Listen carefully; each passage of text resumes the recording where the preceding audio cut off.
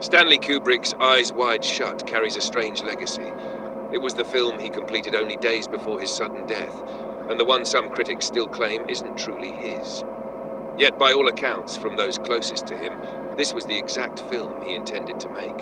A meticulous, personal, and enigmatic farewell.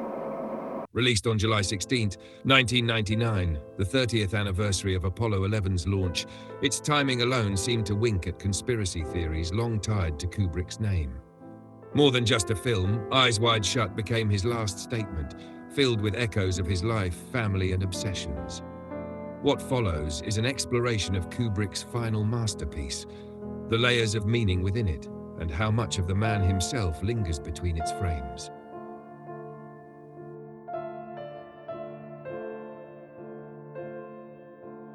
Stanley Kubrick died within a week of showing the finished version of his final film to a small group of trusted colleagues. Some detractors argue that Eyes Wide Shut is not truly a Kubrick film, since he did not live to see it through to release.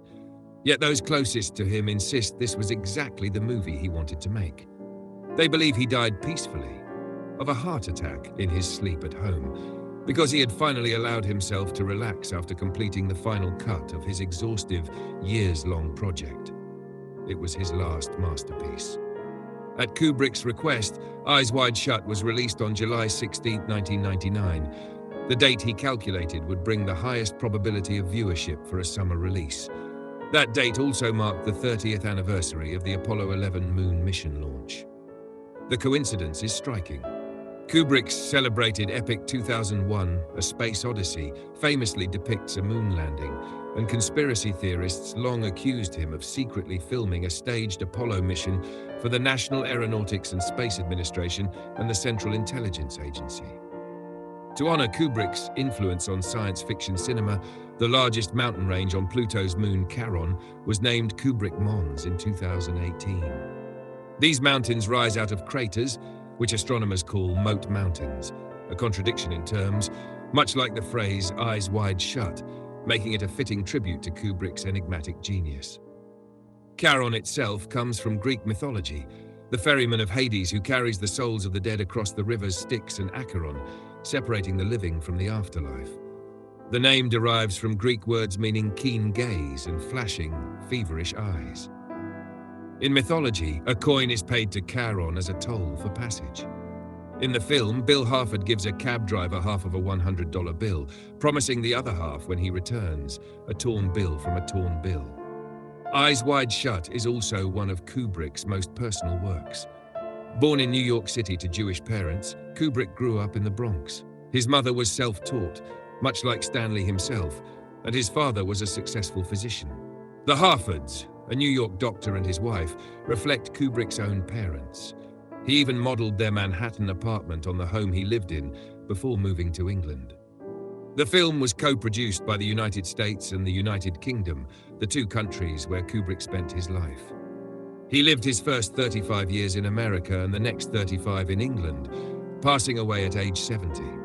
His career divides neatly in half. 6 official feature films made in the United States and 6 made in the United Kingdom. This symmetry echoes the film's themes of duality, set in New York but filmed in London, bridging 2 of the most powerful capitalist empires in modern history.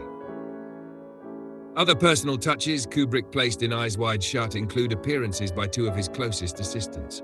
His longtime production assistant and casting director, Leon Vitali, plays the role of Red Cloak. Emilio D'Alessandro, Kubrick's personal assistant and chauffeur, makes a cameo as a newspaper vendor. D'Alessandro's wife and daughter also appear as extras in the toy store. Kubrick even slipped in their names. One newspaper carries the name Leon Vitali, and 2 signs appear on screen, one reading Vitali and another Café d'Amelio, which was the name of a real restaurant near Kubrick's parents' Los Angeles apartment. D'Alessandro's decades of service to Kubrick are chronicled in the documentary S is for Stanley, 30 years behind the wheel for Stanley Kubrick, 2016, while Vitali's devotion is explored in Filmworker, 2017. Kubrick's wife, Christiane, also appears in the film as a cafe patron, and his daughter, Katharina, plays the mother of Bill's patient, who is portrayed by her real-life son, Stanley's grandson, Alex. It has long been rumored that Kubrick himself makes a brief cameo. In the Sonata Cafe, a man who resembles Kubrick at that time can be seen sitting at a table. The figure glances at Bill and then, for a moment, toward the camera. Looking directly at the lens is something Kubrick would never have permitted from an extra unless scripted, which has fueled speculation. Still, the evidence is inconclusive. It may not be Kubrick at all, but rather a look-alike or even a planted stand-in meant as a kind of doppelganger farewell from the director. Kubrick's 3 children, Katharina, Anya, and Vivian, were all involved in his films in various ways, especially Vivian. She appeared in cameos, directed the behind-the-scenes documentary The Making of The Shining, and composed the score for Full Metal Jacket. Kubrick had hoped Vivian would also compose the music for Eyes Wide Shut. By the mid-1990s, however, she had become increasingly involved with Scientology and had begun to drift away from her family. According to Christian Kubrick in a 2010 interview with The Guardian, Stanley was devastated. They had a huge fight. He was very unhappy. He wrote her a 40-page letter trying to win her back. He begged her endlessly to come home. I'm glad he didn't live to see what happened. Katharina Kubrick told the Daily Beast that Vivian had cut off contact with the family, even arriving at her father's funeral with a Scientology handler. The person sat on a bed, saying nothing, while Vivian complained of back pain that she said had been caused 10,000 years ago, she recalled. Given that Eyes Wide Shut includes pointed references to cult-like organizations and hierarchical structures, and often portrays them in a critical light, it is difficult not to wonder whether aspects of the film reflect Kubrick's personal anguish over his daughter's estrangement. The character Helena Harford, whose double initials match those of Vivian Vanessa Kubrick, may even be a symbolic representation of her. Inevitably, pieces of an artist's life surface in their work. The question is which elements Kubrick deliberately placed there and which emerged unconsciously from his own unresolved conflicts. Alice mentions that she once managed an art gallery, but is now unemployed. In reality, Christian Kubrick was an accomplished painter, and many of her works appear in Eyes Wide Shut, alongside several by her daughter Katharina, Stanley's adopted daughter from her wife's previous marriage. Kubrick had met Christiane Harlan not long before casting her in Paths of Glory, where she played a memorable role. The two married soon afterward and remained together for 40 years, until his death. Christiane and her brother Jan Harlan were born to opera singers, a family connection that resonates with the film's use of the opera Fidelio.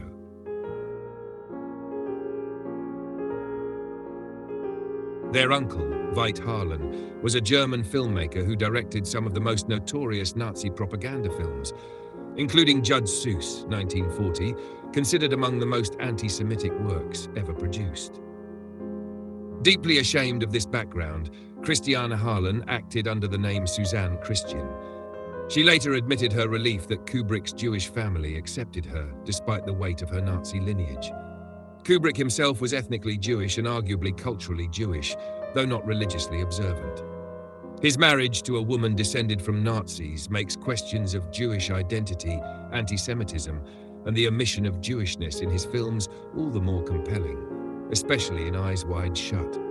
In 1940, another Nazi propaganda film, Die Rothschilds, portrayed the Rothschild family as corrupt bankers during the Napoleonic Wars. The film caricatured Mayer Amschel Rothschild and his son Nathan, whose own son would later build Mentmore Towers, the estate used as Somerton Mansion in Eyes Wide Shut. After Bill's patient Lou Nathanson dies, Bill travels to a mansion built by a Rothschild descendant. The choice is striking, given the Rothschilds' long association with anti-Semitic conspiracy theories that depict them as a sinister banking dynasty. Was Kubrick's decision to use Mentmore a matter of practicality, or was it a deliberate commentary on such propaganda? Kubrick's abandoned film project on Napoleon suggests he would have known of Die Rothschilds and its anti-Semitic portrayal of the family.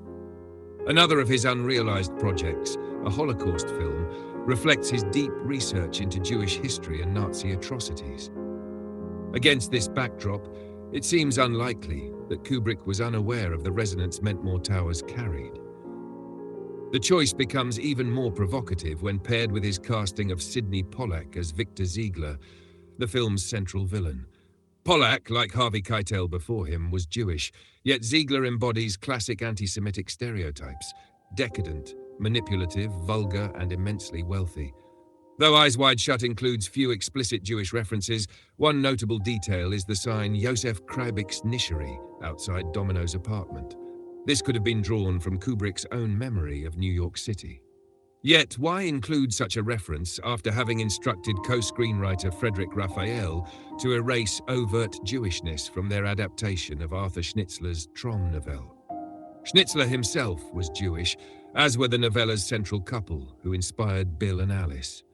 Subtle threads of anti-Semitism run through Trom novelle, but Kubrick seemed intent on removing them, at least on the surface. The character Lou Nathanson, however, recalls Louis Nathaniel de Rothschild, an Austrian cousin of the famous banking family who lived in Vienna during Schnitzler's time. He owned a major art collection, but after the Nazi annexation of Austria in 1938, he was arrested and released only after a multi-million-dollar ransom was paid. His family's possessions were plundered, their art seized through the Nazi policy of Aryanization, transferring Jewish property into non-Jewish hands. In Eyes Wide Shut, Kubrick parallels this erasure by stripping away the Jewishness of Schnitzler's characters, effectively Aryanizing them into Anglo-American figures. Even the name Ziegler resonates, recalling Adolf Ziegler, the Nazi official who oversaw the confiscation of degenerate art. Victor Ziegler's private collection in the film becomes another echo of this history. Taken together, these details suggest that Kubrick may have been weaving a subtle meta-commentary on anti-Semitic conspiracy theories. Or perhaps these parallels are coincidences. Yet another thread connects. Marisa Berenson, an actress in Kubrick's Barry Lyndon, attended a Rothschild masquerade ball strikingly similar to the one depicted in Eyes Wide Shut. Known as the Surrealist Ball, it was held at a Rothschild mansion and incorporated motifs from the very art movement the Nazis had condemned as degenerate. Several Surrealist paintings also appear in Kubrick's film. The resemblance is too close to ignore. In the end, Kubrick appears less concerned with any one family or group than with power itself. He indicts patriarchal, hierarchical systems across cultures and nations. His villains are diverse. Ziegler, the Hungarian Savost, the Slavic Milic and his Japanese associates, and the English-accented Red Cloak. The film also nods explicitly to the American Rockefellers and the British royal family of Windsor. The name Rothschild is never spoken aloud, even as their world lingers in the subtext. If the story is understood as projections of Bill Harford's unconscious, then perhaps his prejudices, anti-Semitism among them, are as hidden from his own awareness as his suppressed sexual fantasies and desire for wealth. Rather than endorsing conspiracy theories, Kubrick may be satirizing them. Eyes Wide Shut suggests that anti-Semitism, racism, sexism, classism, and every form of bigotry stem not from truth, but from ignorance, insecurity, and fear. The irony is that while the film has spawned countless conspiracy theories, it is in fact about the danger of conspiratorial thinking itself.